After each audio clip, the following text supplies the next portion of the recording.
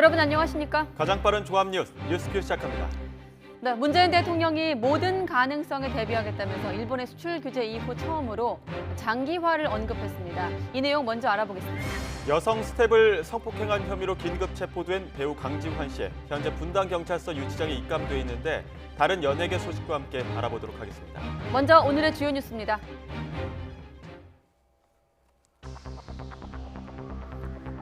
문재인 대통령은 30대 그룹 총수들을 청와대로 초청해 일본의 수출 제한 조치가 장기화할 수 있는 만큼 모든 가능성에 대비하겠다고 밝혔습니다. 아울러 세계 경제에 악영향을 미치게 될 일본의 이번 조치에 맞서 국제 공조를 추진하겠다고 말했습니다. 여야는 모두 일본의 정치적 경제 보복 행위를 비판하고 있지만 해법에는 큰 차이를 보이고 있습니다. 민주당 이해찬 대표는 소재 부품 관련 국내 기업 지원 예산을 추경과 내년 예산에 반영해야 한다는 반면 자유한국당 나경원 원내대표는 우리 정부의 외교적, 정치적 셈법을 강조했습니다. 이혼의 주된 책임이 한국인 배우자에게 있다면 이혼한 이주 여성의 국내 체류 연장을 허가해야 한다는 대법원의 판결이 나왔습니다. 한국인 배우자에게 부당한 대우를 당하고도 이혼으로 인한 신분 상실이 우려돼 숨죽이고 있었던 이주 여성들의 인권에 적잖은 변화가 올 수도 있을 것 같습니다. 외주사 스텝 여직원들을 자신의 집으로 불러 성폭행 또는 성추행한 혐의로 긴급 체포된 배우 강지환 씨가 곧 세부 혐의에 대한 추가 조사를 받을 예정입니다. 경찰은 조사 내용을 토대로 구속영장을 신청할 예정입니다. 지난달 취업자 수가 지난해 같은 달에 비해 28만 1,000명 늘어나 1년 5개월 만에 가장 큰 폭으로 증가했습니다. 특히 정부의 일자리 정책 영향으로 60대 이상에서 37만 2천 명 늘어났는데 40대 취업자는 제조업 부진으로 인해 오히려 18만 2천 명 줄었습니다. 경찰이 국회 패스트트랙 안건 처리 과정의 고소고발 사건과 관련해 기존에 출석을 요청한 4명 이외에 14명의 의원을 추가로 소환 통보했습니다. 민주당 의원 4명과 정의당 의원 1명도 포함됐는데 이 가운데 1명인 표창원 의원은 오는 17일 출석해 조사를 받을 것이라고 스스로 밝혔습니다. 문재인 대통령이 일본의 수출 규제 조치 이후 처음으로 청와대에서 30대 그룹 총수들을 만났습니다. 사태가 장기화할 수도 있는 만큼 모든 가능성에 대비하겠다는 점을 분명히 하면서 일본은 더 이상 막다른 길로 가지 말라고 두 번째 경고 메시지를 보냈습니다. 임성호 기자가 보도합니다. 문재인 대통령이 청와대 본관에 입장하면서 긴장된 분위기 속에 30대 그룹 총수들과의 간담회가 시작됐습니다. 전례 없는 비상 상황이라며 말문을 연 문 대통령은 특히 일본의 수출 제한 조치가 장기화할 수 있다고 처음으로 언급했습니다. 우리의 외교적 노력에도 불구하고 사태가 장기화될 가능성을 배제할 수 없습니다. 매우 유감스러운 상황이지만 모든 가능성에 대비하지 않으면 안 됩니다. 문 대통령은 일본 정부가 정치적 목적 때문에 우리에게 피해를 주고 이번 수출 제한 조치를 대북 제재 위반과 연결짓는 것도 강하게 비판했습니다. 아무런 근거 없이 대북 제재와 연결시키는 발언을 하는 것은 양국의 우호와 안보 협력 관계에 결코 바람직하지 않습니다. 일본의 수출 제한 조치가 세계 경제에도 악영향을 미치게 된다면서 국제 공조도 추진할 뜻을 밝혔습니다. 일본의 우리 기업에 대한 수출 규제가 결국 미국이나 중국 등의 첨단 IT 산업에도 피해를 줄 수 있기 때문에 함께 대비하겠다는 의미입니다. 문 대통령은 지난 8일 언급한 민관 비상 대응 체제를 더 구체화했습니다. 주요 그룹의 최고 경영자들과 경제부총리, 청와대 정책실장의 상시 소통 체제 구축과 장 차관급이 참여하는 범정부 지원 체제입니다. 단기적으로는 수입처 다변화와 소재, 부품 등의 국산화를 정부가 적극적으로 지원하겠다며 관련 예산을 추경안에도 반영하겠다고 밝혔습니다. 보다 근본적으로는 이참에 특정 국가에 의존하는 산업 구조를 개선하는 데 가용 자원을 총동원하겠다고 강조했습니다. 간담회에는 삼성과 현대차, SK, LG, 롯데 등 5대 그룹을 포함해 자산 10조 원 이상 대기업 집단 30곳의 총수들과 경제단체장 4명이 참석했습니다. 문 대통령은 우리의 외교적 해결 노력에 일본 정부가 화답할 것을 촉구하면서 더는 막다른 길로 가지 않기를 바란다는 두 번째 경고 메시지를 보냈습니다. YTN 임성호입니다. 네, 이렇게 대통령을 비롯해서 정부가 다각적인 대응에 나서고 있는 가운데 외교전도 본격화됐습니다. 밤사이 스위스에서 열린 세계무역기구 WTO 이사회에서는 일본의 부당한 조치에 대해 회원국들에 직접 설명하고 일본에는 강한 유감을 표명했습니다. 도쿄 연결합니다. 황보현 특파원. 예, 도쿄입니다. 네, 긴급 상정되고 나서 이제 마지막 안건에 올랐다고 마지막 의제로 채택이 됐는데 우리 정부 어떤 부분을 강조했습니까? 네, 아무래도 자유무역을 강조하는 세계 무역기구 회의인 만큼 일본의 이번 조치가 자유무역에 위반된다는 점에 주안점이 맞춰졌습니다. 밤사이 스위스 제네바에서 열린 회의는 세계무역기구 WTO 상품무역 이사회입니다. 상품무역 이사회는 보통 실무자들이 참석하지만 사안의 중요성을 고려해 이번에는 백지아 주 제네바 대표부 대사가 직접 참석했습니다. 일본의 수출 규제는 애초 안건에 없었지만 정부의 추가 의제로 긴급 상정할 필요성을 의장에게 설명하고 의장이를 수용하면서 마지막 의제로 채택됐습니다. 백 대사는 이 자리에서 일본이 오사카 G20 정상회의 의장국으로서 자유롭고 공정한 무역을 강조한 직후 이런 조치를 발표한 것에 유감을 표명한다고 말했습니다. 이어 일본의 이번 조치에 대한 명확한 해명과 조속한 철회를 촉구했습니다. 또 일본이 수출 규제의 근거로 주장한 신뢰훼손과 부적절한 상황이 현재 WTO 규범상 수출 규제 조치의 근거가 될 수 없다는 점도 강조했습니다. 일본의 수출 규제가 한국 기업뿐 아니라 글로벌 공급망 차원에서도 일본 기업은 물론 전 세계 전자제품 시장에 부정적인 효과를 줄 수 있고 자유무역 가치를 심각하게 훼손하는 조치라는 점도 회원국들에게 설명했습니다. 네, 일본 측도 회의에 참석했을 텐데 어떤 반응을 보이던가요? 일본에서는 이시하라 주니치 주 제네바 일본 대표부 대사가 참석했습니다. 이시하라 주니치 대사는 우리 정부의 설명에 대해 이번 조치는 수출 규제가 아니라고 주장했습니다. 그동안 한국에 적용했던 간소화 절차를 원상 복구한 것일 뿐 규제를 한 것은 아니라는 논리입니다. 그러면서 안보와 관련된 일본 정부의 수출 시스템을 점검하는 데 필요하기 때문에 내린 조치라고 밝혔습니다. 결론적으로 한국만을 지목한 수출 규제 조치가 WTO 규범에 전혀 어긋나지 않는다고 강변한 겁니다. 이와 관련해 일본 정부도 오늘 오전에 브리핑에서 같은 주장을 펼쳤습니다. 노가미 고타로 관방부 장관은 한국이 WTO 회의에서 일본 조치의 부당함을 지적한 데 대해 WTO에서 인정되는 안보 목적의 수출 관리 제도의 적절한 운영에 필요한 재검토라고 주장했습니다. 네, 일본 여당에서 이 명확히 근거도 되지 않고 규제 대상인 일본 원재료가 북한으로 갔을 가능성을 흘리기도 했는데 이번엔 독가스 가운데 하나인 살인가스 얘기를 했더라고요. 그렇습니다. 일본 정부가 수출 규제에 나선 건 일본산 원재료가 독가스인 살인가스로 전용될 가능성이 있었기 때문이라는 건데요. 공영방송인 NHK가 익명의 정부 관계자의 말을 인용해 보도한 내용입니다. 안전 보장상의 문제를 거론하면서 구체적으로 살인가스를 지목한 겁니다. NHK는 일부 한국 기업이 살인가스 전용 가능성에도 불구하고 일본 기업의 해당 원재료를 서둘러 납품해 줄 것을 독촉하는 일이 일상화됐다는 정부 관계자의 말을 전했습니다. 이 때문에 일본 경제산업성이 해당 기업을 조사하고 개선을 요구했지만 한국 당국은 무역관리 체계가 불충분해 적절한 대응을 취하지 않았다는 겁니다. 하지만 살인가스 전용 가능성만 흘렸을 뿐 구체적인 증거는 전혀 언급하지 않았습니다. 살인가스는 지난 1995년 사이비 종교 집단 옴진리교가 도쿄 지하철역 등에 살포해 수십 명을 숨지게 한 맹독성 가스입니다. 이 때문에 살인가스와 옴진리교는 일본인들에게는 최고 수준의 공포와 증오의 대상으로 인식돼 있습니다. 살인가스에 필적할 만한 만큼 끔찍한 화학무기인 VX 얘기도 일본 언론에서 나왔습니다.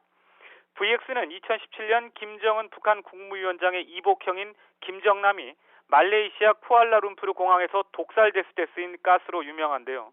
이 VX 원료가 한국에서 말레이시아 등으로 밀수출됐다는 사실이 밝혀졌다고 일본 후지TV가 보도했습니다. VX를 포함한 다양한 전략물자의 밀수출을 한국 정부가 2015년부터 약 4년 동안 150여 건이나 적발한 사실이 드러났다면서 우리 정부의 관리 실태에 의문이 생긴다는 취지입니다. 하지만 우리 정부 관계자는 내용을 면밀하게 살펴봐야겠지만 보도 내용만 봐서는 통상적으로 업체들이 규정 위반한 사실을 적발해 적법하게 처리한 내용을 마치 어마어마한 문제가 있는 것처럼 보도한 것 같다고 말했습니다. 지금까지 도쿄에서 YTN 황보현입니다.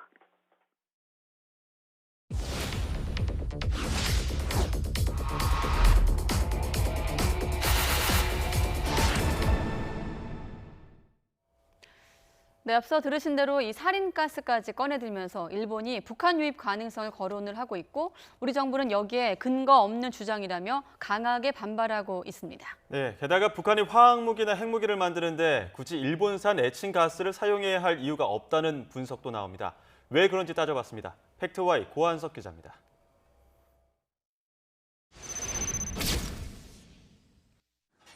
화학물질인 불산은 접촉하거나 흡입하면 인체에 치명적입니다. 불산이나 다름없는 에칭가스가 화학무기로 쓸 수 있다는 주장이 나오는 배경입니다. 그러나 화학 전문가들은 그럴 가능성이 없다고 말합니다. 대기중으로 나오면은 수분하고 바로 반응을 해서 희석이 돼버리거든요. 다른 화학무기들, 그러니까 포스겐이나 살인가스나 이런 거에 비하면은 효과가 매우 떨어져가지고 화학무기로 사용될 가능성은 거의 없다고 생각합니다. 2012년 구미 불산가스 누출 사고 당시 불산가스를 직접 맞은 작업자들이 목숨을 잃었지만 인근 주민들의 인명피해는 없었던 이유입니다. 우라늄 농축 과정에서 불산은 반드시 있어야 합니다. 그러나 에칭가스 같은 고순도 불산이 필요한 것은 아닙니다. 불산은 형석을 황산에 녹여서 만드는데 형석을 가장 많이 채굴하는 나라는 중국입니다. 황산의 경우 통일부 자료를 보면 북한은 연간 100만 톤을 생산합니다. 불산을 직접 만들 수 있는데도 굳이 비싼 에칭가스를 몰래 들여올 필요는 없다는 게 원자력 전문가들의 판단입니다. 일반적으로 불산은 산업에서도 쓰고 있기 때문에 그런 민감한 반도체 공정과 일반적인 군수 산업에 쓰는 것들은 확연한 품질 차이가 난다고 생각합니다. 특정 시기에 에칭가스 대량 발주가 이뤄졌고 이후 한국에서 행방이 묘연해졌다. 일본 자민당 주장입니다. 최근 10년 연간 에칭가스 수입량입니다. 반도체 시장 성장에 따라 추세적으로 늘어납니다. 급증했던 2017년과 2018년은 반도체 경기가 초호황을 누리던 때였습니다. 월별 증감을 보면 지난해 1월이 눈에 띕니다. 수입량이 2배 넘게 크게 늘었지만 이건 1년 전 수입량이 적었기 때문에 발생하는 일종의 착시 효과입니다. 2017년도 1월 달 같은 경우는 반도체 경기가 그만큼 호황일 거를 예상 못했던 부분이 있기 때문에 그런 기저효과 등이 작용해서 유독 물질인 에칭가스는 화학물질관리법에 따라 수입과 취급, 이동 등이 엄격히 관리됩니다. 행방이 묘연해졌다는 근거를 일본은 여전히 제시하지 못하고 있습니다. YTN 고한석입니다. 네, 지금 이 시각 경제 분야 국회 대정부 질문이 열리고 있는 국회에서도 일본 경제 보복에 대한 정부 대응이 화두입니다. 여당은 피해 산업에 대한 예산 지원, 여권에서는 외교적 해결을 각각 핵심 대응책으로 내놓고 있습니다. 취재기자 연결합니다. 김주영 기자. 네, 국회입니다. 네, 대정부 질문에서도 일본의 이 경제 보복 관련 질의들이 나오고 있군요.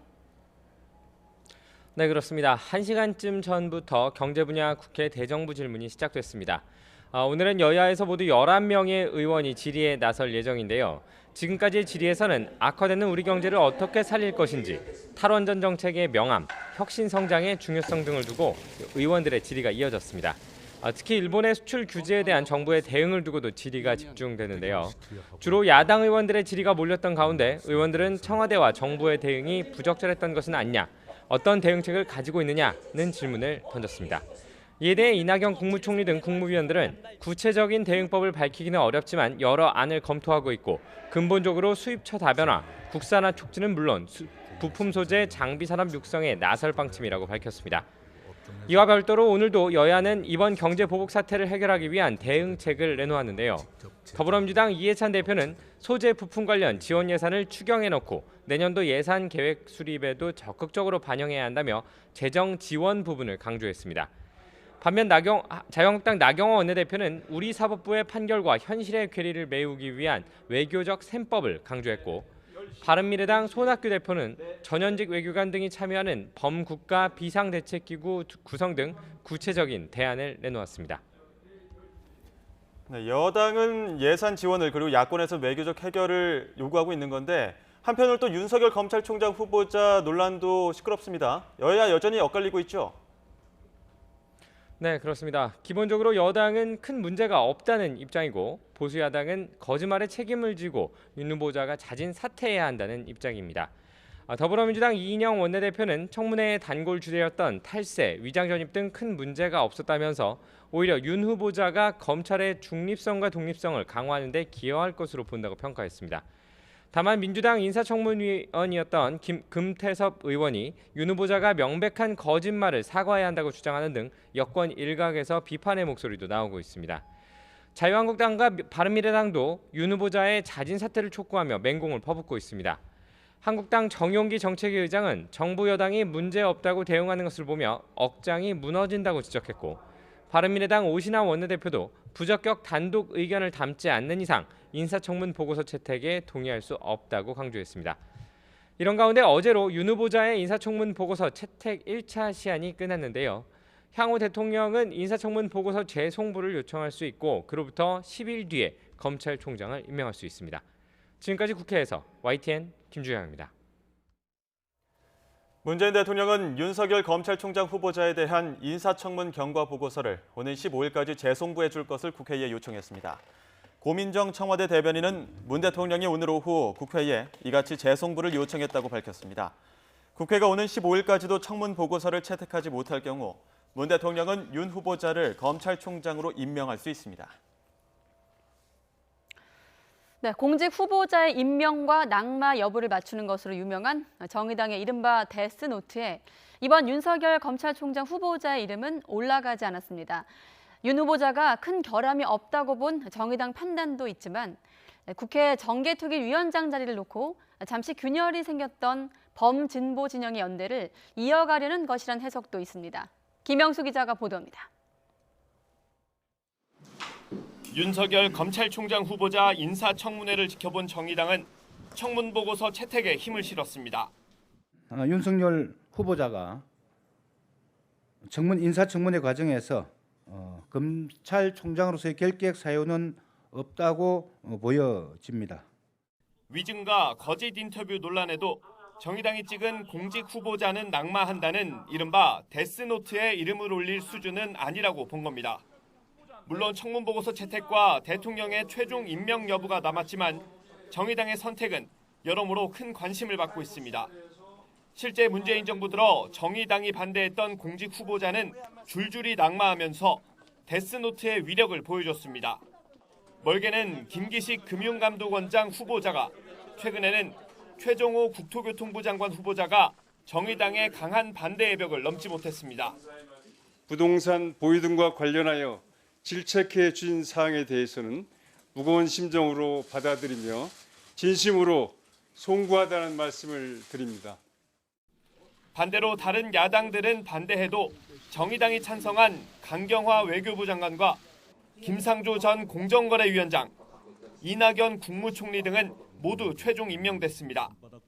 특히 지난 4월 당시 이미선 헌법재판관 후보자는 사실상 정의당 데스노트에 올라갔다가 논란이 된 주식을 모두 매각하면서 지워졌습니다.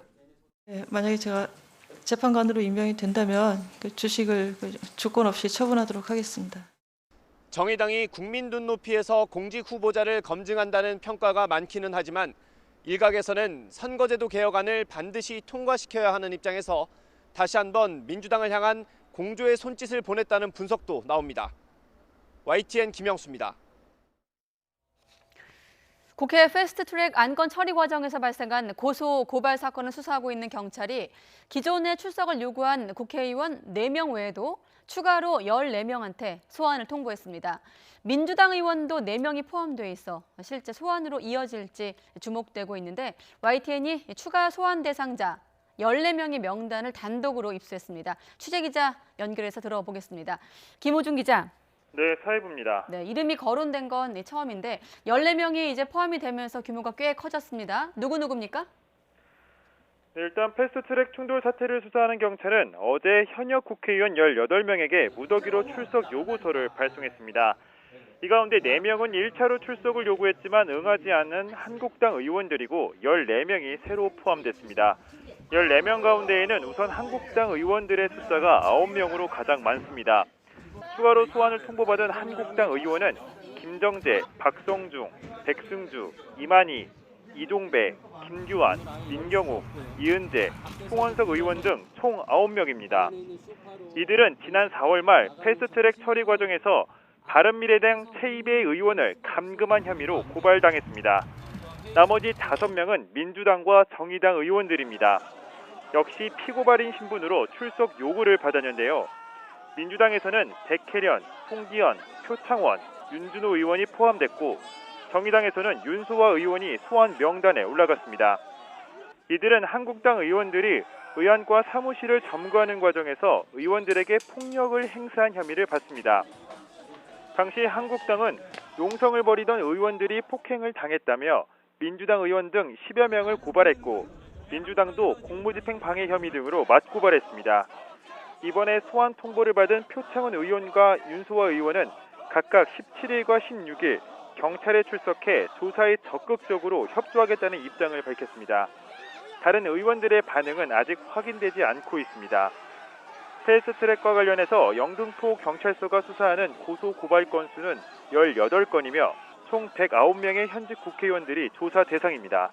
지금까지 사회부에서 전해드렸습니다. 이른바 옛 국민의당 리베이트 의혹 사건으로 재판을 받은 바른미래당 박선숙, 김수민 의원이 무죄를 확정받았습니다. 대법원은 공직선거법과 정치자금법 위반 혐의로 기소된 박 의원과 김 의원 등의 상고심에서 무죄를 선고한 원심 판결을 확정했습니다. 이들은 20대 총선을 앞두고 김 의원이 대표로 있던 브랜드 호텔의 광고 홍보 전문가로 꾸려진 TF를 만들고 인쇄 업체 등에서 2억 1천여만 원의 불법 정치자금을 받은 혐의로 재판에 넘겨졌습니다.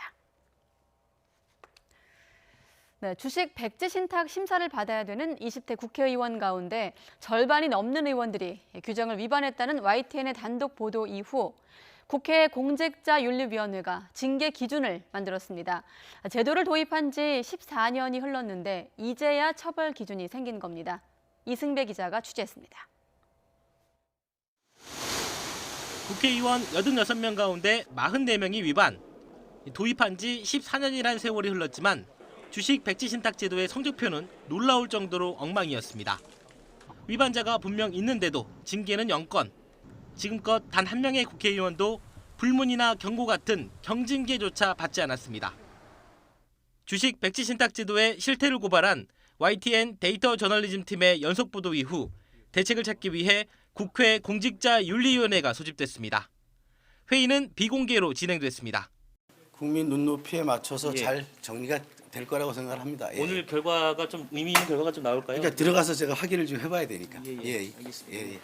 기존에 지금 14년 동안 국회의원 징계가 0건이던데 혹시 이유가 있는 건가요? 자, 비공. 1시간 동안 회의 끝에 위원들은 백지 신탁 제도 위반자에 대한 징계 기준을 만들었습니다. 정확한 잣대는 공개하지 않았지만 정부 공직자윤리위의 징계 수준 정도로 알려졌습니다. 정부 인사혁신처 기준을 보면 주식심사 청구나 매각 조치가 2달 이내로 늦으면 무조건 경고성 조치, 2달이 넘어가면 과태료를 물리고 있습니다. 신설된 징계 기준은 곧바로 적용하기로 했습니다. 다른 사법부나 뭐 이런 쪽에도 아직 그 기준이 없다고 해요. 그러니까 그 부분이 굉장히 전반적으로 부실되게 지금 관리되고 있다. 네, 그래서 국회도 늦게라도 이 부분을 바로 고치는 거, 뭐 이건 당연하다는 거죠. 하지만 위반이 확인된 국회의원에 대한 징계는 소급해 적용하지 않기로 했습니다. 국회 공직자위원회가 자기들 마음대로 안 하겠다라고 하는 거는 문제가 있죠. 그거는 국회의원들에 대한 봐주기라고 보여지고. 국회 사무처도 보완책을 내놨습니다. 주식 3천만 원 초과해서 모든 국회의원으로 안내 대상을 늘리고 국회의원 본인에게 직접 연락해 전달이 빠지는 일을 막겠다고 밝혔습니다. 늦게라도 징계 기준을 만든 건 다행이지만 그렇다면 지난 14년 동안에는 무슨 회의를 했는지 씁쓸함이 남습니다. YTN 이승배입니다. 유럽을 방문 중인 비건 미 대북 특별대표가 내일 이도훈 외교부 한반도 평화교섭본부장과 회동할 예정입니다.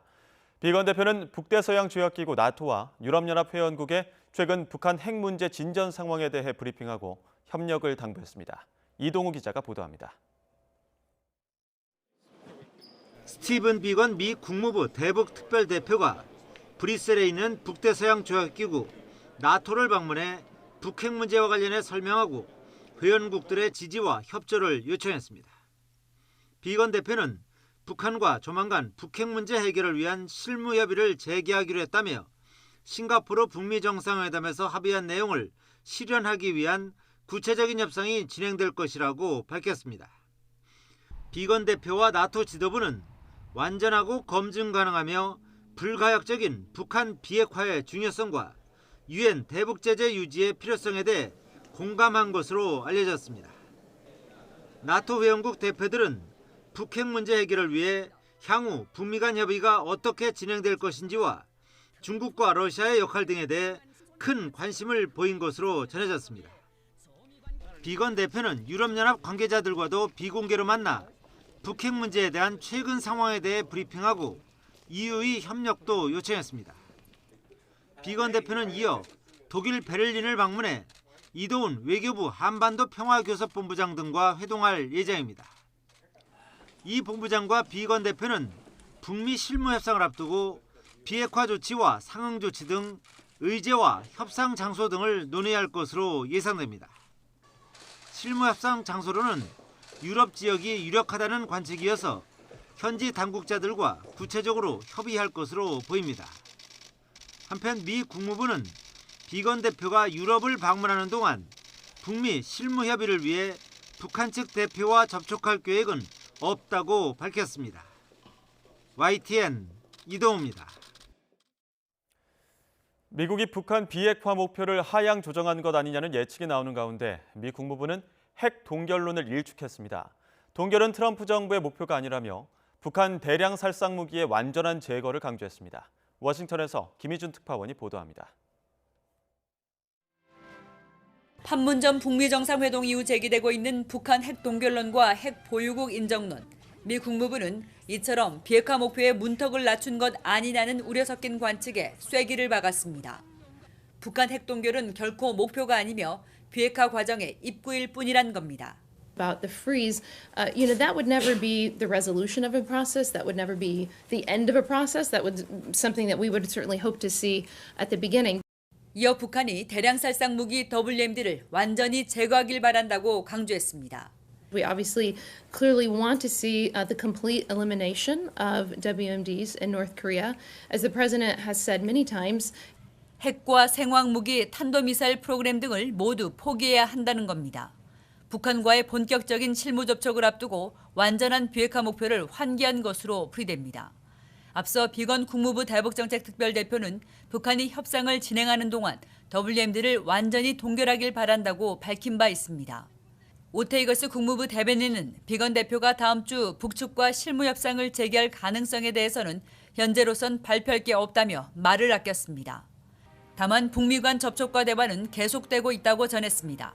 완전한 비핵화 목표라는 골대는 옮기지 않았다고 강조한 미국. 그 과정에서 북한에 내밀 카드들을 좀 더 구체화한 뒤 조만간 실무 접촉에 나설 것으로 보입니다. 워싱턴에서 YTN 김희준입니다. 북한이 최근 선전 매체를 통해 대남 대미 비난을 자제하는 분위기가 감지되는 데 대해 통일부는 상황을 주시하면서 파악해 나가겠다고 밝혔습니다. 통일부 이상민 대변인은 오늘 정례 브리핑에서 관련 질문에 향후 신중히 대처해 나갈 것이라고 말했습니다. 또 북한이 광주 수영 선수권 대회에 참가 신청을 하지 않는 등 북미 실무 협상 외에는 소극적인 태도를 보이는 데 대해 묻자 여러 채널을 통해 북측의 참가를 얘기하고 있다며 조직위는 개막식까지 계속 기다려보겠다는 입장으로 알고 있다고 전했습니다.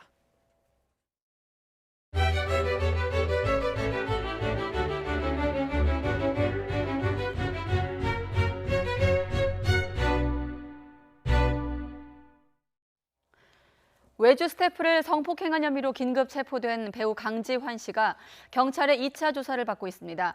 앞서 강지환 씨는 1차 조사에서 술에 취해서 기억이 없었다고 진술을 했습니다.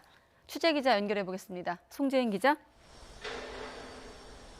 네, 경기 분당경찰서에 나와 있습니다. 네, 2차 조사를 받고 있다고 하던데 수사 상황 어떻습니까? 네, 배우 강지환 씨는 이곳 분당경찰서 유치장에 입감되어 있는 상태입니다.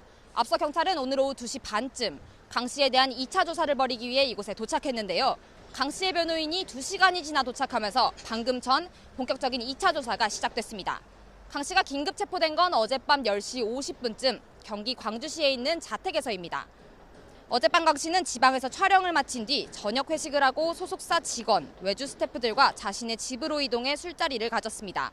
다른 직원들이 떠난 뒤 강 씨와 여성 외주 스태프 2명만 남아 있었는데요. 강 씨는 이들이 잠든 사이 A 씨에게는 성폭행을, 다른 한 명에게는 성추행을 한 혐의를 받습니다. 강 씨가 붙잡힌 건 A 씨의 친구의 신고를 받은 뒤입니다. A 씨는 강 씨가 체포되기 1시간 전쯤 서울에 있는 친구에게 문자 메시지를 보내 도움을 요청했는데요. 자신이 강 씨의 집에 갇혀 있다는 내용이었습니다.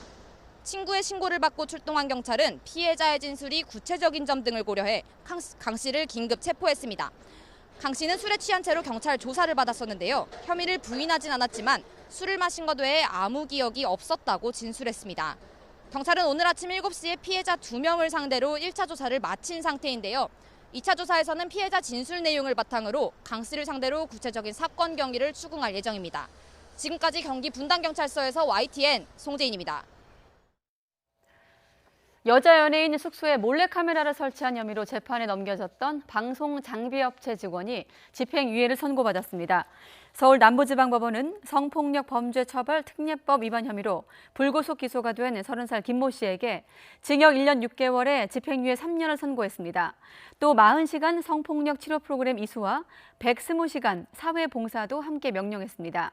재판부는 해외 촬영지라는 특수한 환경에서 방송 촬영팀의 지위를 이용해 범행에 이른 만큼 책임이 무겁다고 지적했습니다.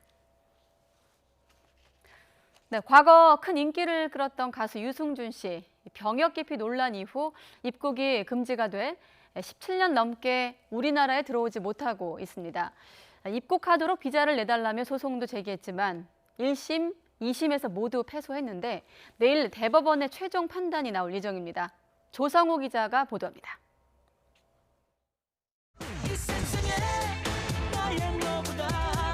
1997년 댄스곡 가위로 데뷔해 큰 인기를 끌었던 가수 유승준 씨.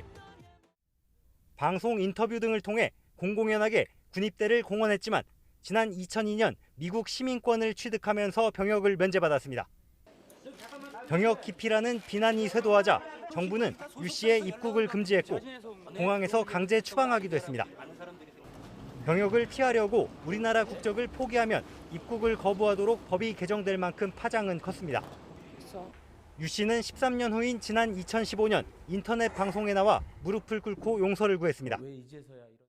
저는 어떤 방법으로라도 저는 한국 땅을 꼭 밟고 싶고요.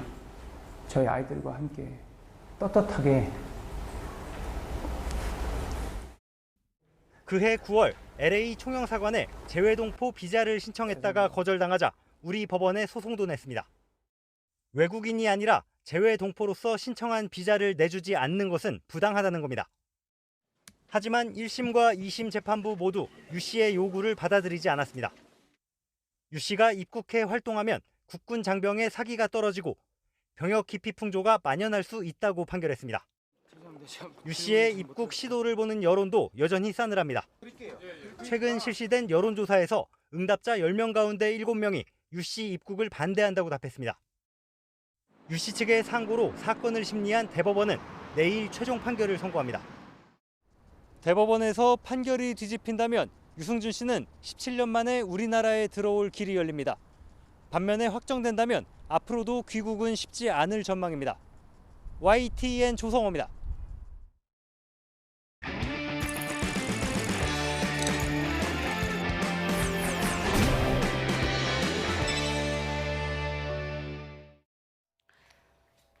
네, 문제가 확인된 현장을 찾아가서 부조리를 고발하는 Y가 간다. 오늘은 첫 번째 순서로 잠원동 붕괴 사고 이후 불안감이 커지고 있는 건물 철거 현장 점검해 왔습니다.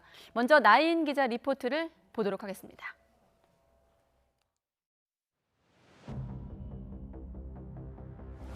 쿵! 다 무너졌어. 근데 갑자기 1초도 안 걸린 것 같지. 잠원동 붕괴 사고 이후 찾아간 4층짜리 건물 철거 현장입니다. 공사 잔해 추락에 대비한 이중 가설물이 2층까지만 설치돼 있습니다. 가림막도 곳곳이 찢어졌고 그마저도 건물 일부만 느슨하게 감싸고 있습니다. 가림막이 치마처럼 훌렁훌렁거리기 때문에 만약에 여기 철거자 시에 어떤 부산물이 요새로 튀어나온다면 이것을 지나가는 행인들의 안전은 아주 무방비한 상태로 볼 수 있습니다. 예. 서울시의 사전 심의를 받았지만 안전시설은 부실하기 그지없습니다. 다행히 잠원동 사고가 난 뒤 공사는 잠시 중단된 상태입니다. 아무도 없는 철거 현장에는 이렇게 공사 잔해들이 관리되지 않은 채 방치돼 있고 위험한 유리 파편들도 그대로 널브러져 있습니다. 다른 철거 현장도 엉망이긴 마찬가지입니다. 저층 건물로 사전 심의 대상이 아니라 구청에 신고만 하고 철거를 진행하고 있습니다. 하부에는 그 강간 비계 간격이 촘촘한데 상부에는 그 비계 간격이 좀 떨어져 있죠. 예. 간간 비계 간격을 상층부도 촘촘히 하시는 게 안전을 위해서 더 바람직하다 이렇게. 취재진은 서초구의 철거 현장 14곳을 모두 돌아봤습니다. 이 가운데 서울시의 사전 심의를 받은 건 5곳에 불과했습니다. 서울시 전체로 범위를 넓혀도 170곳 중 40곳만 심의 절차를 거쳤습니다. 조례에 따라 심의 대상은 5층 또는 높이 13m 이상의 건물만 해당하기 때문입니다. 신고할 때 이제 철거 계획서는 제출을 하게는 돼 있어요. 저희도 이제 딜레마가 뭐냐면 어떤 민간에다가 부담이 되는 그 행정행위를 하려면 법적 근거가 있어야 되는데 지난 10년 동안 전국에서 발생한 붕괴 사고는 모두 3천여 건. 사고가 날 때마다 대책이 쏟아졌지만 현장은 여전히 주먹구구식으로 운영되고 있습니다. 집 가려고 왔다 갔다 할 때마다 공사 현장에서 돌 떨어지는 소리 같은 거 나면 무섭기도 하고 불안하기도 하고 그래요. 여기도 거의 잠원동 사건하고 유사한 그런 게 지금 그대로 방치되어 있는 상태예요. 관청에서는 이거를 좀 잘 관리 감독을 해서. YTN 나혜인입니다.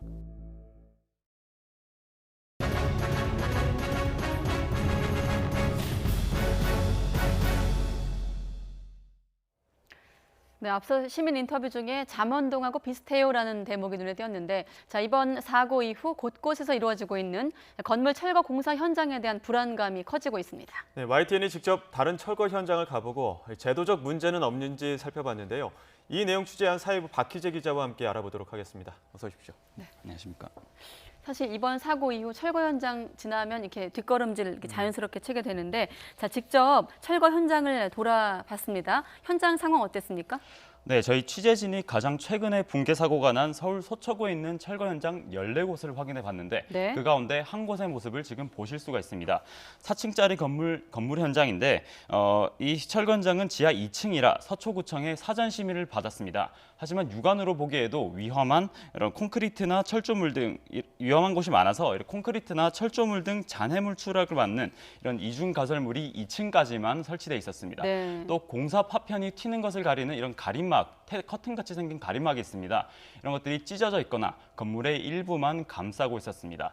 그래도 현장에서는 바로바로 치워야 할 콘크리트나 유리 파편들이 있는데 이런 것들도 그대로 널브러져 있었습니다. 저희 취재진이 현장에 갔을 때만 해도 고등학생이나 이런 주변 회사원들이 지나다니고 있었는데 모두 위험하다고 입을 모았습니다. 그리고 사실 지금 보신 철거 현장은 모두 사전 심의를 받은 곳입니다. 이 그래픽을 보시면 알겠지만 네. 이 사전에 심의가 받은 곳은 그나마도 서초구에서 5곳에 불과합니다. 나머지 9곳은 사전 심의조차 받지 않은 건데 서울시 전체를 봤을 때도 철거 현장 170여 곳 가운데 40곳만 이런 사전 심의 절차를 거쳤습니다. 사전 심의를 거친 곳도 문제가 되고 안 거친 곳도 많다는 말씀인데 이 사전 심의 제도가 도입된 배경부터 설명 좀 해주시죠. 네, 그렇습니다. 재작년 1월에 서울 낙원동 호텔 철거가 붕괴돼서 두 분이 숨지는 안타까운 사고가 있었습니다. 예. 그 뒤에 서울시에서 건축조례를 개정해 철거 사전 심의제라는 것을 도입했는데 이런 기존 건물의 신축 현장에서만 적용해왔던 이런 사전 심의제를 철거 현장에도 도입한 겁니다. 이 철거 계획서를 미리 구청 등에서 심의를 받은 다음에 안전기준에 맞도록 공사를 하겠다고 하면 그제서야 의결을 내주는 식입니다. 이 철거하려는 건물이 지상 5층 이상이거나 지하 2층 이하일 경우 또 높이가 13m보다 높거나 지하로 5m보다 깊으면 철거 심의를 받고 허가를 내주는 시기입니다. 실제로 저희 취재진이 조례를 담당하는 부서 시청 관계자에게 문의를 해보니까 네. 이런 심의 안전 기준을 따르지 않으면 벌금 수천만 원까지 물거나 징역까지 살 수 있다고 말했습니다. 기존에는 신축 현장에만 적용을 했던 이 심의제가 철거 현장에도 도입이 됐다. 자, 이렇게 제도가 있습니다. 운영이 되고 있는데 어떤 문제점이 있는 겁니까? 네, 문제는 철거 계획만 검토하고 있고 현장 점검에 대한 규정은 빠져 있다는 점입니다. 이번 잠원동 건물 철거 현장에서도 철거 계획서는 이미 심의 의결을 받은 상황이었습니다. 5층부터 철거하도록 하고 무거운 철거 잔해물을 바로바로 치우고 이른바 잭서포트나 동발이라 불리는 이런 지지대를 쓰도록 행정지도를 했는데 예. 하지만 실제 현장은 달랐습니다. 이 철거 계획서와 실제 현장 작업이 괴리가 굉장히 컸는데도 구청 차원의 현장 점검은 한 차례도 없었던 겁니다. 사전 심의는 제대로 이뤄졌지만 이런 제도의 허점으로 인해서 사고를 결국 막지 못한 셈입니다. 이 철거 작업이라는 게 곳곳에 위험이 있기도 하고 관리 감독이 굉장히 중요한 작업일 텐데 철거 업체가 그 안전을 책임지는 감리사를 직접 고르기도 한다는데 이는 어떤 내용입니까? 네, 그렇습니다. 저희가 실제로 철거 현장에서 감리업을 해본 사람과 그 시민과 인터뷰를 해봤는데 철거 업체가 감리자를 직접 고르는 경우가 굉장히 많다고 합니다. 이런 것을 제재할 방안이 없는 것도 문제인데 비용을 아껴 빠르게 공사하려는 철거 업체와 좀 시간이 지연되더라도 안전 기준에 맞게 공사를 하는지 감시해야 할 감리자는 서로 이해관계가 좀 부딪히지 않습니까? 그렇죠. 이런 감리자를 철거업체가 직접 선정을 하기도 한다는 겁니다. 이번 잠원동 붕괴 사고 때도 철거업체가 이 감리자를 직접 추천했다고 얘기를 하던데 이를 막을 제도도 지금은 많이 부실한 상황입니다. 네, 그것을 막을 제도도 없다. 아마 전문가들도 그런 점을 좀 지켜볼 텐데 함께 전문가와 함께 현장을 둘러봤다고 들었습니다. 어떤 좀 해결책을 내놓던가요? 네, 그렇습니다. 전문가들을 직접 만나봤는데 우선 전문가들이 문제로 지적하는 부분부터 설명드리겠습니다. 1차적으로는 정부가 철거 현장을 관리하지 않는다는 점이 문제였고 여기에 대한 책임을 지우는 방안이 필요하다고 이야기했습니다. 직접 현장을 단속하는 게 최선이라는 겁니다.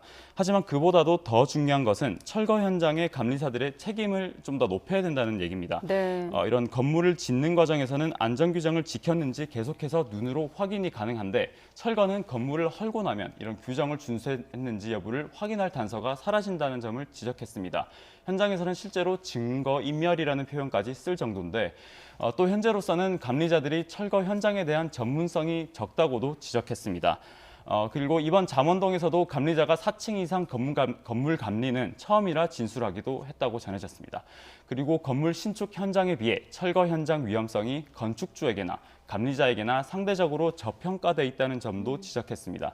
이 때문에 신축 현장보다 더 감리 비용을 낮게 책정을 하고 그래서 철거 감리에 대한 전문성을 키울 수 있는 교육이 필요하다고도 이야기했습니다. 네. 또 신축에 비해 철거 공사가 위험하다는 사회적인 인식 전환이 필요하다고도 지적을 했고 그에 따른 감리자의 책임 강화와 그에 알맞는 사회적 비용을 책정을 해야 한다는 얘기를 이렇게 전해받았습니다. 전문가 얘기로는 신축에 비해서 철거가 더 위험하다 이런 인식 전환이 필요하고 제도에 좀 허점이 많다는 게 좀 취재 결과 확인이 됐기 때문에 지금도 늦었습니다만 이제라도 좀 마련을 해야 될 것 같습니다. 네, 정부의 현장 단속까지 중요하다는 얘기를 또 덧붙여 주셨는데 지금까지 사회부 박희재 기자와 함께 이 문제 알아봤습니다. 수고하셨습니다. 수고했습니다.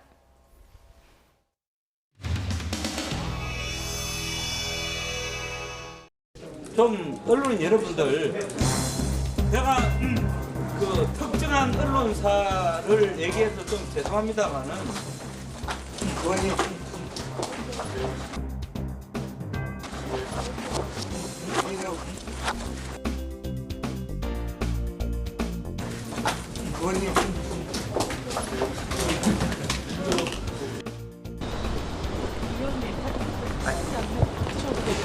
나경원 대표의 리더십을 저는 인정할 수는 없습니다.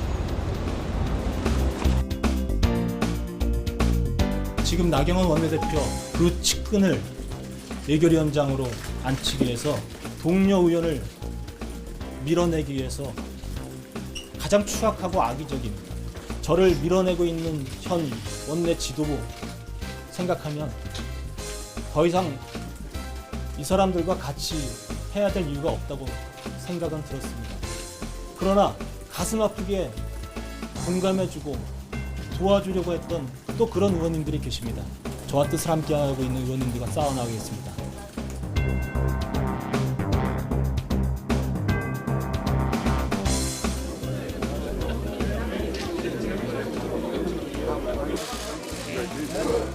일단 관례에 따라 그 국회 상임위원장 후보자 선출은 비공개로 진행하고 별도로 저희가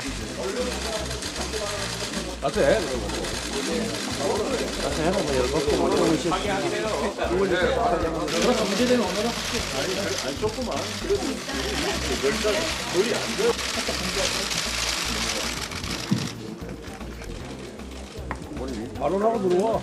바로 나고 들어와. 그냥 바로 해. 공개 발언하게.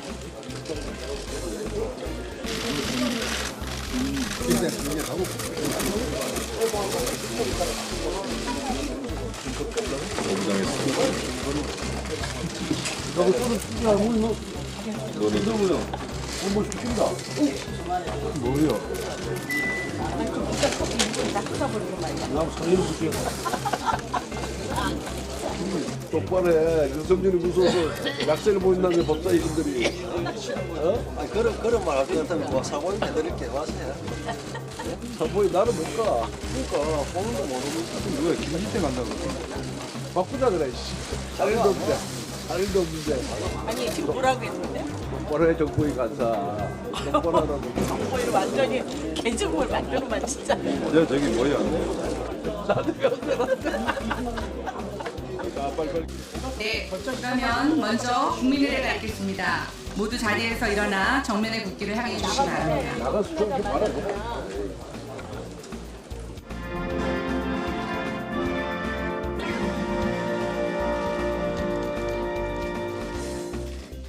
바로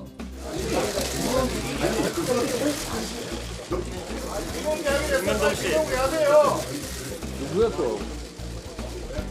언론인 여러분들의 협조를 부탁드립니다. 나같이 바로 학원도 저희 중에 키우는 거야. 나같이 바로 학원도 저희 중에 키우는 거야. 여기다 자기가 뺏겨버렸네.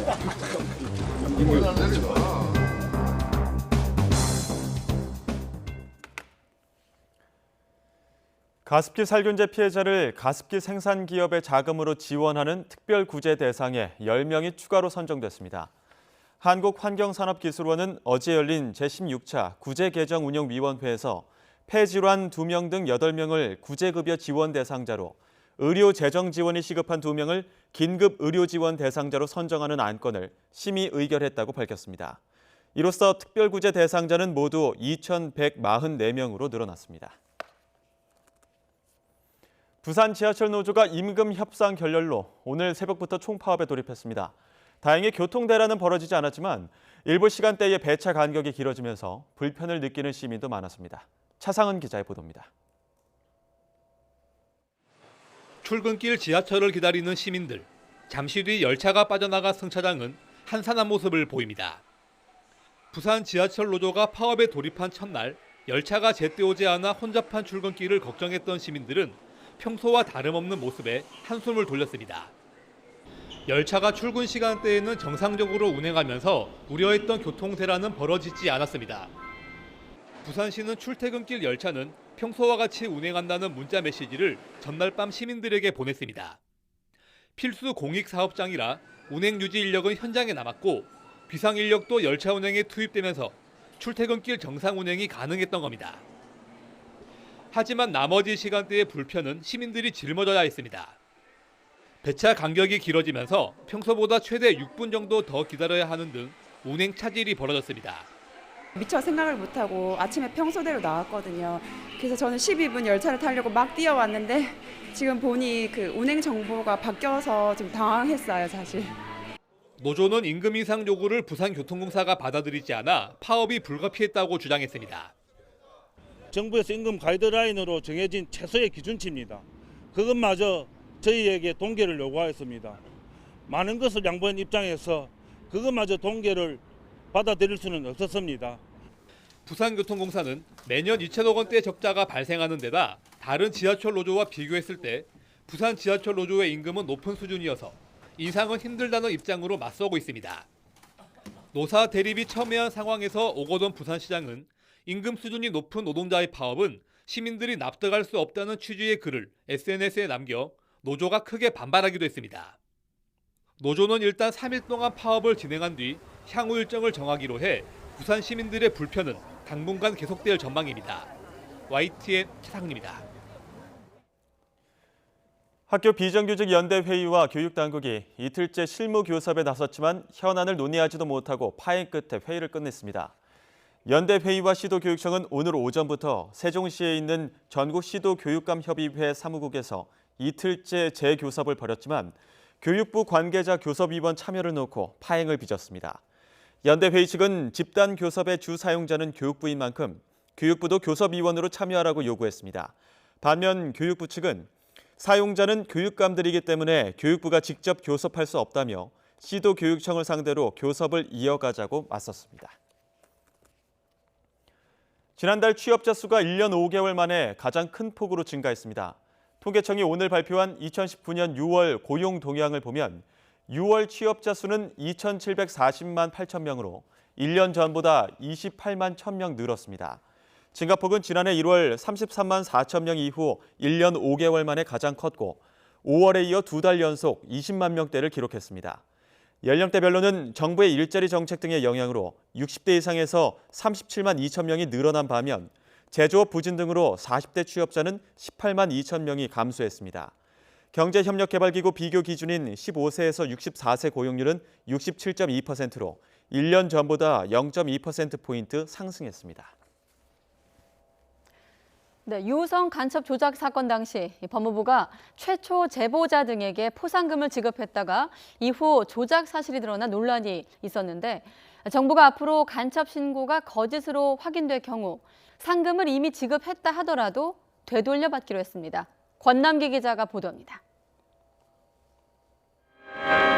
간첩 신고는 전화 112, 113으로 날뛰는 간첩 뿌리 뽑아 없애자.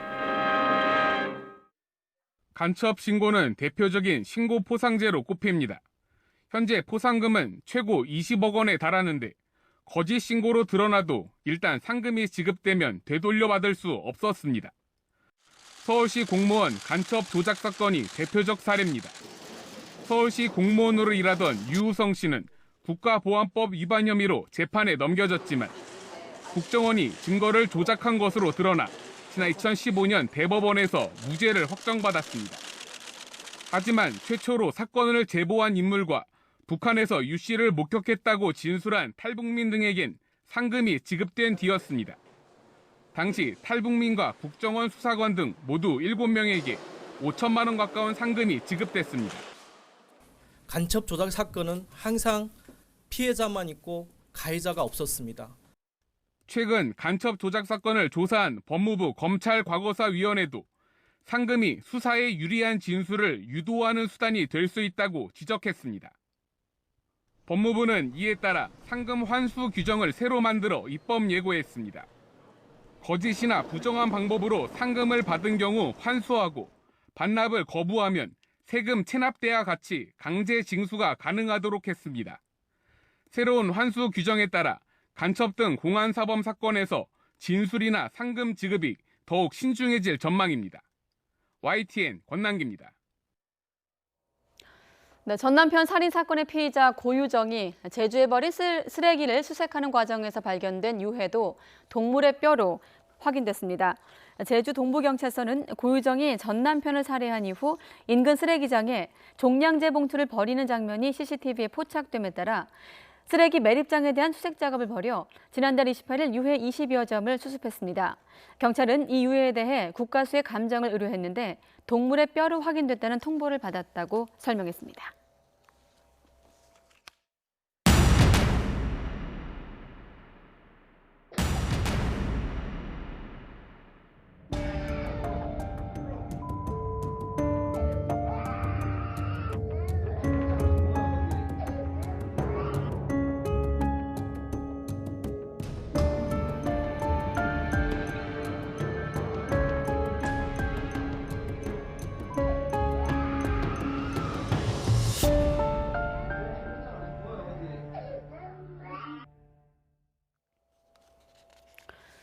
네, 이혼의 주된 책임이 한국인 배우자에게 있다면 이혼한 이주 여성의 국내 체류 연장을 허가해야 한다는 대법원 판결이 나왔습니다. 대법원은 베트남 국적 여성인 23살 N씨가 서울 남부출입국과 외국인 사무소장을 상대로 체류 기간 연장을 거부한 처분을 취소해달라며 낸 소송 상고심에서 N씨의 패소로 판결한 원심을 깨고 사건을 서울고등법원으로 돌려보냈습니다. 재판부는 한 사람의 전적인 책임으로 이혼하는 경우는 많지 않다면서 외국인 배우자의 책임이 전혀 없어야만 체류 자격을 연장할 수 있도록 한다면 이를 악용하는 사례가 생길 수 있다고 설명했습니다.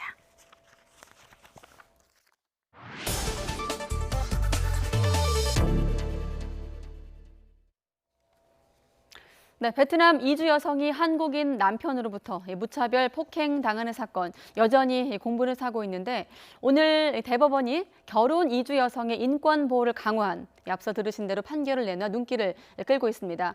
오늘 퀵터뷰에선 이주민 지원공익센터 감동의 이연서 변호사와 이 얘기 짚어보도록 하겠습니다. 변호사님 안녕하십니까? 예, 안녕하세요. 네, 이런 사건을 주로 좀 다루셨던 분으로서 이번에 공개된 영상 보시면서 좀 특이점을 봤다고 해야 될까요? 어떻게 좀 보셨습니까? 사실 이런 일이 이제 일을 하는 제 입장에서는 한두 번 있었던 사건은 아니고, 예. 이번 영상을 보면서 이제는 아무래도 정말 진짜 해법이 나와야 될 때가 아닌가 하는 생각을 좀 더 크게 했던 것 같습니다. 아, 그러셨군요. 현실 속에서 가장 큰 문제는 어떤 겁니까? 사실 이제 제도적으로 이 국제 결혼 관련해서 우리가 아무래도 저출산이라든지 농촌 고령화 등의 문제 때문에 필요에 의해서 도입한 면이 없지 않아 있어서요. 네. 이 경우에 이제 제도적으로 이주 여성들이 좀 정책적으로 도구화, 수단화가 되고 종속되기 쉽게 만드는 그런 문제점이 있다고 생각을 했었습니다. 지금 계신 곳이 이주민 지원공익센터. 그러면 이런 어떤 피해 사례가 접수되는 곳인가요? 예, 그렇습니다. 저희가 법률 지원해드리고 있습니다. 네. 그럼 어떤 인권 침해 사례가 가장 많이 접수가 됩니까? 이주 여성분들의 경우에는 이번 사건과 같은 가정폭력 사건 정말 많이 들어오고요. 예. 그다음에 뭐 여성 이주 노동자 같은 경우에는 직장 동료나 사업주의 성폭력 문제도 많이 접수되고 있습니다. 그 밖에 이제 네.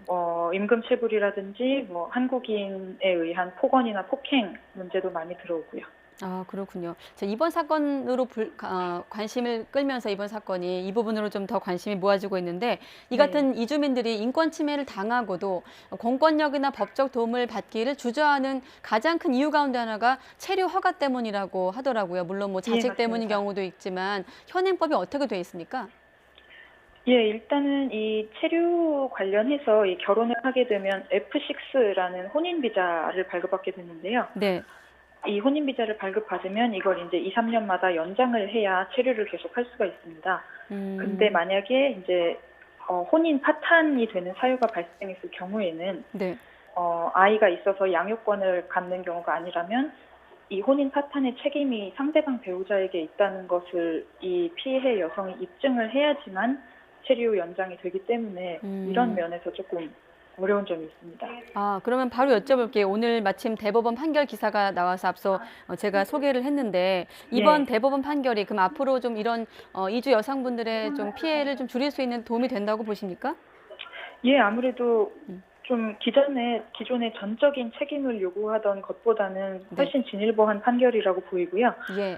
다만 여전히 이제 출입국 그 행정 일선에서는 이런 여전히 강화된 입증 책임, 그러니까 전적으로 귀책 사유가 남편에게 존재해야 되는 것 아니냐라는 입증 책임을 요구하는 경우가 있을 수 있기 때문에 이제 그런 경우에 이 판결이 좀 효과적으로 인용이 될 수 있다면 좋겠습니다. 그러니까 기존에는 어떤 이런 이혼 과정에서 이주 여성의 책임이 전혀 없어야만 체류 연장이 가능했다 이런 말씀이신데 예, 현실적으로 법으로 어떤 판단을 받을 때 부부관계에 있어서 여성의 책임이 전혀 없다, 1도 없다는 판결을 받기 어렵다 이런 말씀이시죠? 예, 그렇기도 하고요. 예. 그리고 정말로 이 이주 여성에게 책임이 없는 경우라 하더라도 그렇다면 남편인 배우자에게 책임이 모두 가 있다는 것을 이 이주 여성이 스스로 다 입증을 했었어야 됐거든요. 네. 그래서 입증 책임이 너무 무거웠다는 문제가 있었습니다. 입증 책임이 무거웠다. 혹시 접수받으신 피해 사례 가운데 뭐 조금 가장 억울했다고 해야 될까요? 가장 좀 지켜보실 때 억울했다는 사연이 있다면 어떤 사연이 있었습니까?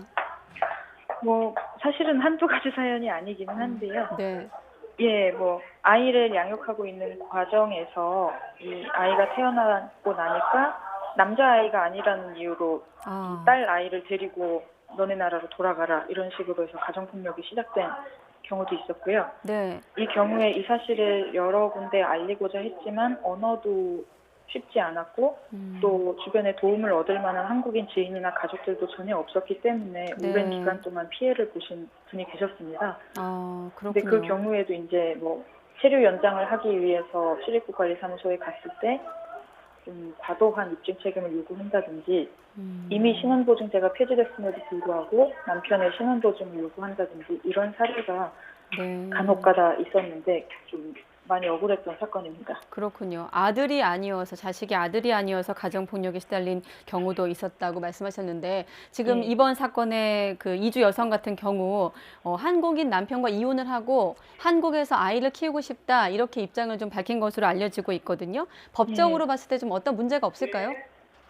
우선 아이를 양육하게 된다면 이제 일단은 남편과 이혼을 하는 경우에 양육권을 갖게 된다면 아이가 성인이 될 때까지 혼인비자가 유지는 가능합니다. 그렇지만 그 이후로 해서는 아이가 성인이 되면 더 이상 한국에서 체류가 불가능하기 때문에 그러니까 네. 엄마가 한국에서 체류가 불가능하기 때문에 사실 이 사건 같은 경우에는 남편의 가정폭력이 너무나 지금 입증 가능한 정도로 크게 알려졌기 때문에 네. 이것으로 남편의 귀책 사유를 입증을 해서 체류 자격을 F6-3라는 체류 자격으로 변경하시고 그렇게 되시면 아이가 성인이 된 이후에도 아이와 함께 한국에서 체류를 하실 수 있을 걸로 보입니다. 아, 그렇군요. 그런 방법을 통해서 국내 체류를 연장할 수 있다라는 말씀이시고 앞서 그 변호사님께서도 언어 문제 때문에 어떤 좀 피해를 호소하기 어려운 부분들이 현실적으로 있다고 말씀하셨는데 뭐 네. 법적인 어떤 그런 보완도 중요하겠지만 사회적인 좀 적응 교육이라고 해야 될까요? 언어나 이런 시스템도 좀 뒷받침이 돼야 할 텐데 가장 시급한 부분은 어떤 부분이라고 보십니까? 일단은 이 이주 여성분들에게는 언어와 법률 교육이 조금 많이 강화될 필요가 있을 것 같은데요.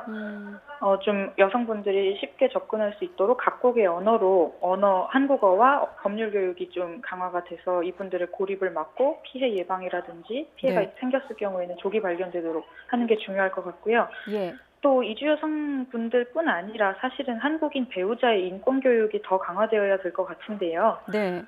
지금의 경우로는 현행 그 법무부에서 지정한 7개 국가의 경우에는 혼인비자를 신청할 때 이 한국인 배우자가 네. 4시간짜리 국제결혼 안내 프로그램만 이수하면 되도록 되어 있는데요.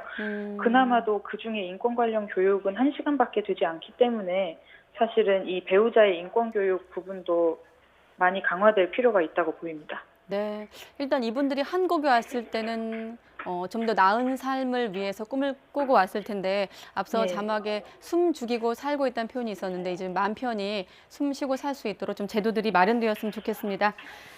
네. 예, 그랬으면 좋겠습니다. 네, 이연서 변호사였습니다. 고맙습니다. 예, 고맙습니다.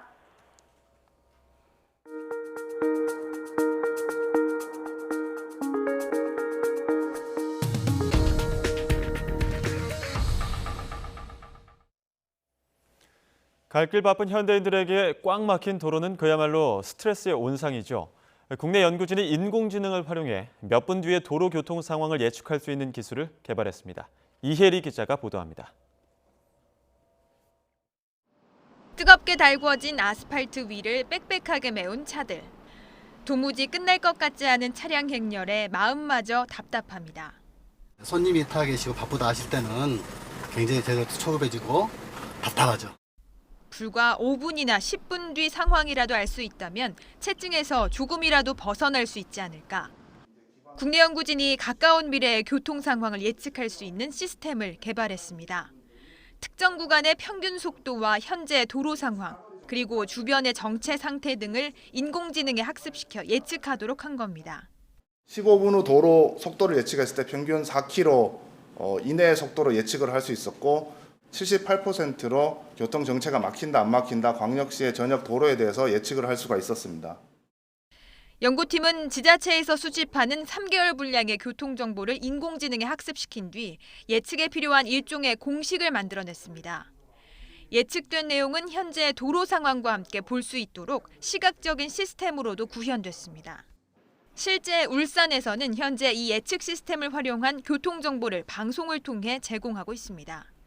연구팀은 이 시스템을 다른 지자체로 확대 적용하고 내비게이션에도 활용할 계획입니다. YTN 사이언스 이혜리입니다. 각종 민원과 교통 혼잡 등의 불편을 덜기 위해 전선을 땅에 묻는 지중화 공사가 늘고 있습니다. 이 공사를 위해 땅에 구멍을 뚫는 굴착 장비가 TBM인데 그동안 수입에 의존해왔지만 이번에 자체 개발에 성공했습니다. 이정우 기자가 보도합니다. 터널을 뚫는 데 쓰이는 기계식 굴착 장비, 이른바 TBM입니다.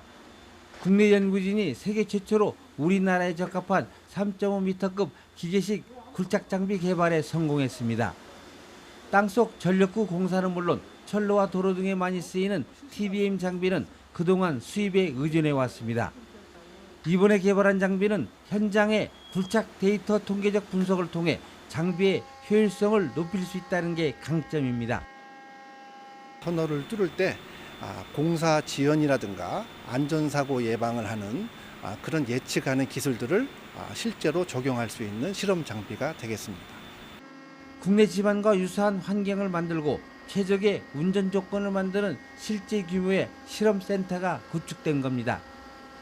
우리나라 지하전력구 구간은 총 500km, 이 가운데 터널 구간은 200km로 매년 10에서 20km씩 터널 구간이 늘고 있습니다.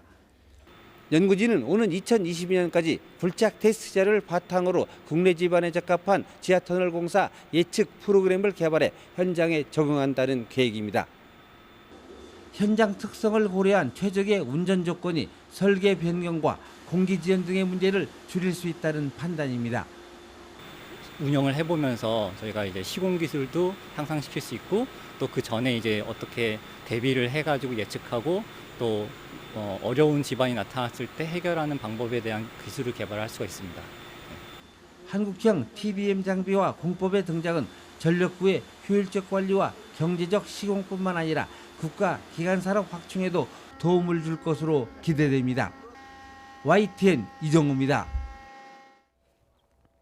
서울은 곳곳에 낙후 지역이 생기면서 도시재생 프로젝트가 진행되고 있는데요.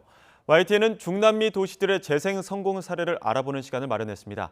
오늘 첫 순서로 멕시코의 수도 멕시코시티입니다. 한때 최악의 대기질로 악명이 높은 곳이었지만 이젠 세계적인 관광 도시가 됐죠. 이상순 기자가 다녀왔습니다. 해발 2,200m의 고온 도시 멕시코시티. 도심 한복판에 거대한 녹지가 있습니다.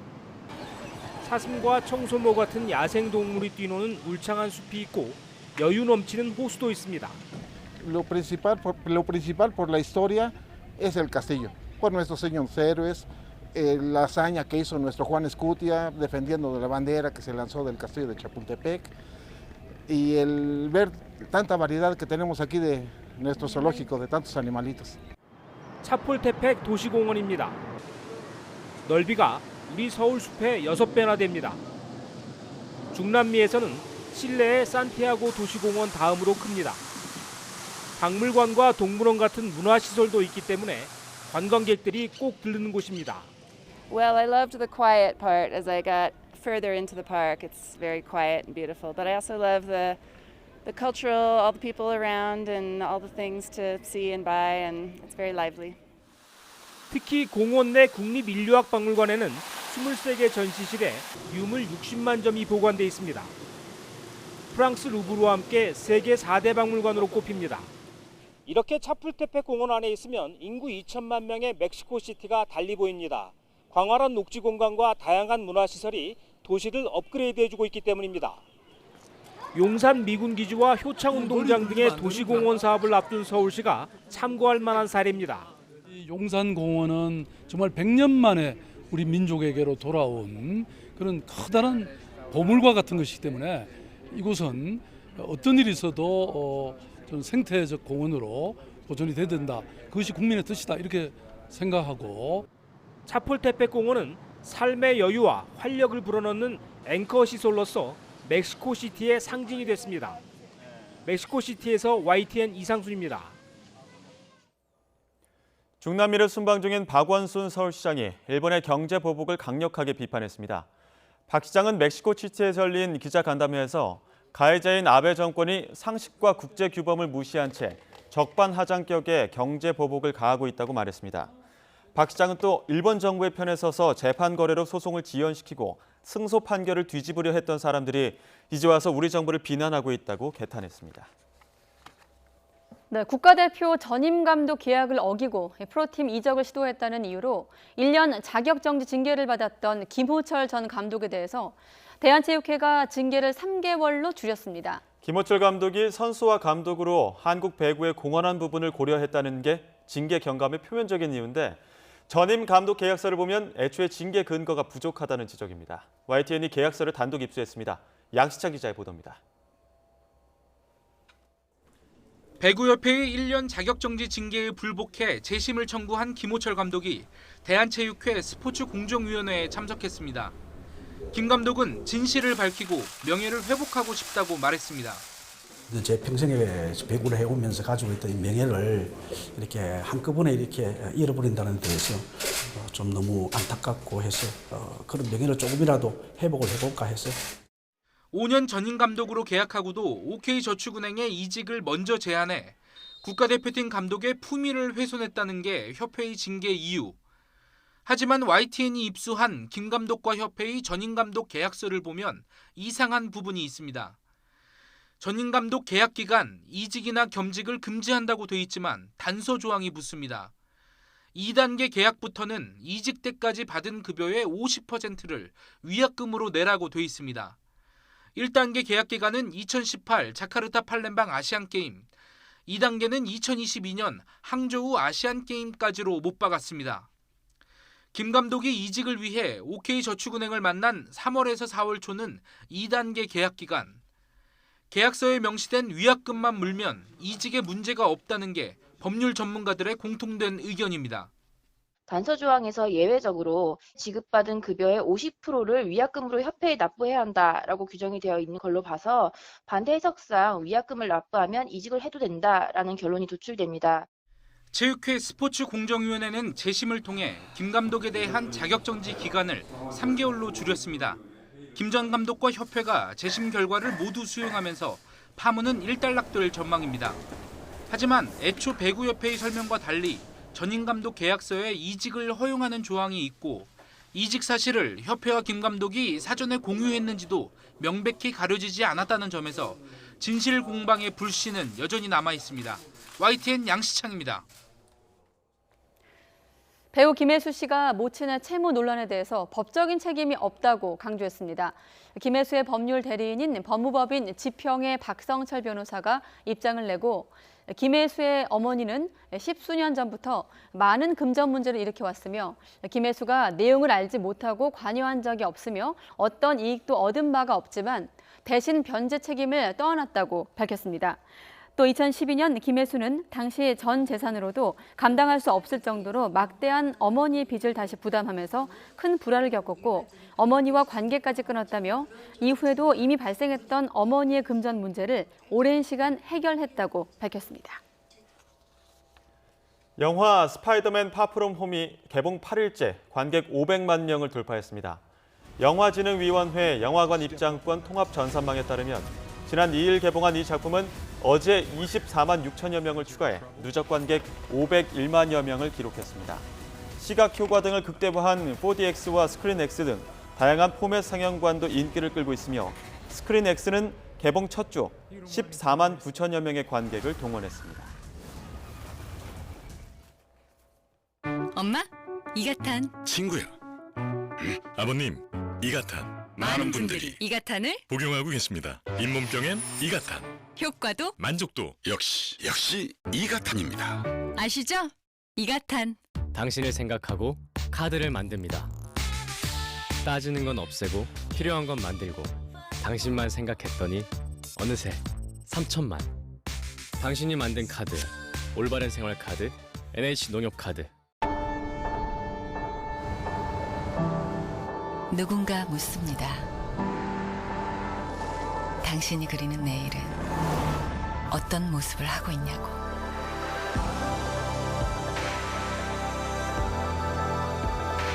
상상이 현실이 되는 공간을 만들어갑니다.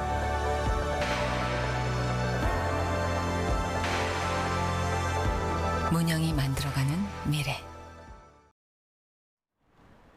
서울에도 장마전선이 북상하면서 약하게 비가 내리기 시작했습니다. 바람도 점차 강해지고 있는데요. 현재 비보다는 강한 바람에 주의하셔야 합니다. 특히 제주와 영남 해안 지역에는 초속 20m 안팎의 돌풍이 불면서 강풍주의보까지 발효 중입니다. 시설물 피해와 안전사고 발생하지 않도록 각별히 주의하셔야겠습니다. 현재 전남 여수에는 초속 24.1m의 강풍이 불고 있고요. 제주와 완도, 통영에도 초속 20m 안팎의 강풍이 불고 있습니다. 이에 따라 제주도와 영남 해안, 전남 해안 선 지역에는 강풍주의보가 내려졌고요. 남해와 동해 남부 해상에는 풍랑주의보가 발령 중입니다. 밤사이 동해안으로 돌풍을 동반한 집중호우가 쏟아지면서 영동과 경북 동해안에는 호우특보와 강풍특보가 확대되겠고요. 동해상에는 풍랑특보가 내려질 것으로 보입니다. 현재 장마전선이 북상하면서 비구름은 전국에 영향을 주고 있습니다. 특히 제주 선판악에는 시간당 20mm 이상의 호우가 쏟아지고 있는데요. 앞으로 강한 비는 강원 영동 지역에 집중되겠습니다. 내일까지 강원 영동에는 200mm 이상의 폭우가 쏟아지겠고 영남 해안에도 100mm 이상의 많은 비가 내릴 것으로 보입니다. 그 밖의 지역에는 10에서 60mm의 비가 예상됩니다. 장마전선은 내일 오후부터 다시 남해상으로 남하할 것으로 보입니다. 따라서 장맛비는 내일 대부분 그치겠고요. 영동 지역만 모레 새벽까지 이어지는 곳이 있겠습니다. 밤사이 폭우가 우려되는 강원 영동 지역은 지난번 산불 피해를 입으면서 지반이 이미 약해진 상태입니다. 산사태 피해 발생하지 않도록 각별히 주의하시기 바랍니다. 지금까지 상암동 야외 스튜디오에서 YTN 권혜인입니다. 네, 연예계에서 또 성범죄가 불거졌습니다. 잠시 뒤에 이 문제 알아보겠습니다.